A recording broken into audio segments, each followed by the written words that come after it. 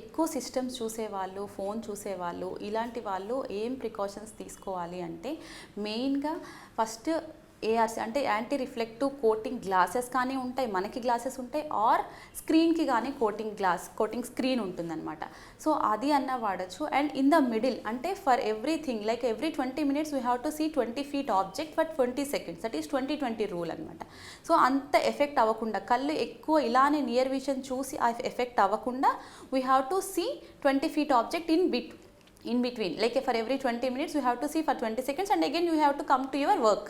So ఇదే చేయాలి. ఇంకొకటి లైట్ అన్నది మనం బ్రైట్ లైట్, మన షాడో మనకి పడకూడదు. సో బ్రైట్ లైట్లో చదవాలి ఎవరైనా సరే. ఇప్పుడు నియర్ వర్క్, ఇప్పుడు ఎగ్జామ్స్ జరుగుతుంటే ఫర్ నియర్ వర్క్ సో ఎక్కువసేపు రీడ్ చేయాలి. సో బ్రైట్ లైట్ ఉంటేనే మనం చదవాలి. బ్రైట్ లైట్ లేకుండా ఇన్ ద డార్క్ వెన్ మన షాడో మనకి పడకూడదు. That is very important.